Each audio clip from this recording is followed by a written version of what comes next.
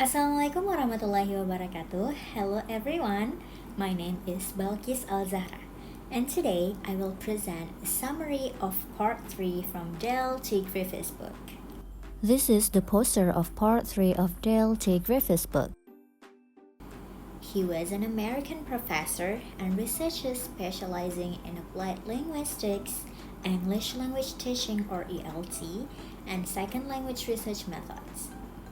He taught at various universities in the US and Japan and was well known for making research accessible for language teachers. His book, An Introduction to Second Language Research Methods, Design and Data, is widely used by students and educators for its practical approach and clear explanations. Griffith emphasized the importance of teacher-led research and believed that every teacher could be a researcher in their own classroom.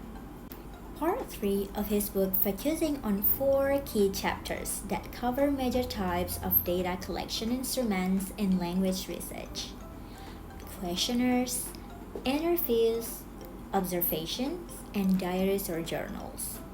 These instruments help us gather meaningful data depending on our goals, whether we want numbers, opinions, or real-life behavior. Griffith opens this section by emphasizing that data is the lifeblood of research. Without data, our research is just opinion. Data connects theory or our ideas about the world with practice or the reality we are studying.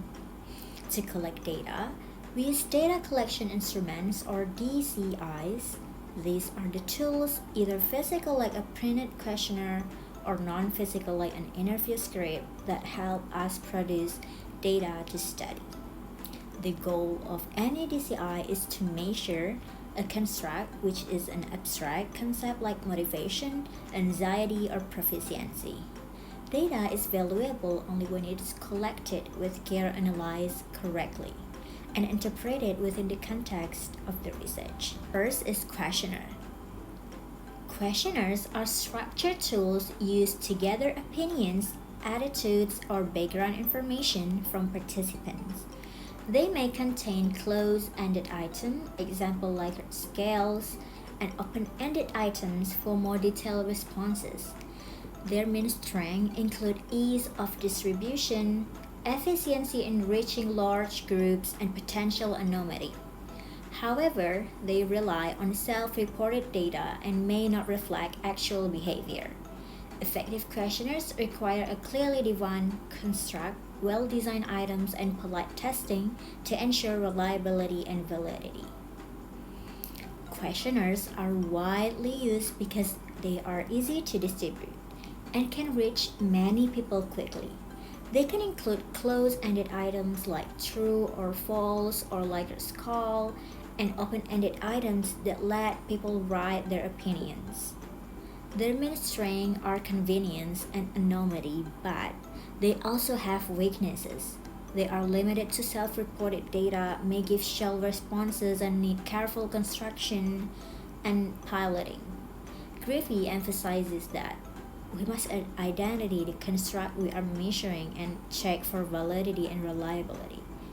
A well-made questionnaire is clear, not too long, and easy to understand. Next, interviews. Interviews involve face-to-face or online discussion where participants share thoughts and experiences. They can be structured, semi-structured, or unstructured. Interviews provide rich, in-depth data and allow clarification of answers, making them ideal for exploring personal views. On the downside, they are time-consuming and require skilled interviews and transcription. To be effective, interviews should follow a guide, build rapport, and be analyzed for recurring themes. Unlike questionnaires, interviews allow us to collect deep, detailed response from participants. So there are 3 types. The first, structured with fixed questions, semi-structured, some flexibility, and the last, unstructured, open, free conversation. Interviews help explore thoughts and feeling. and allow clarification if participants don't understand a question. So, however, they take more time, require transcription, and the interview must have good communication skills. To conduct good interviews, we should build rapport, ask open-ended questions, and also active listeners. Of behavior in a natural setting. Researchers may participate in activity or participant observation, or observe without interaction or participant. Observations reveal real-time actions and contextual data, including nonverbal behavior.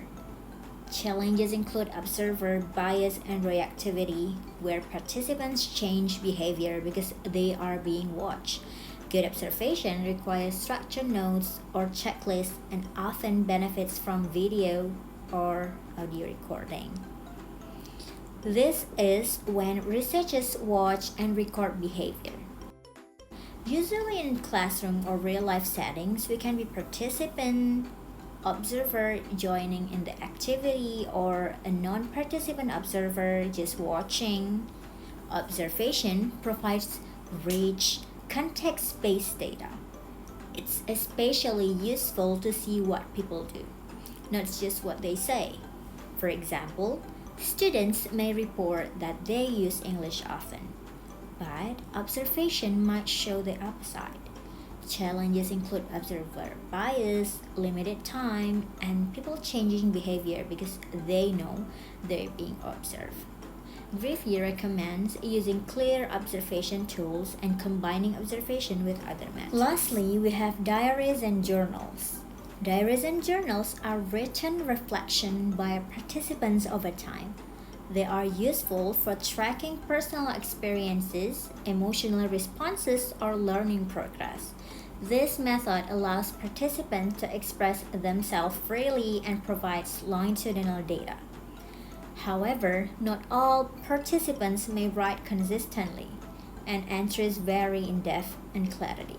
To support this method, researchers can offer prompts and analyze the text for themes that emerge over time.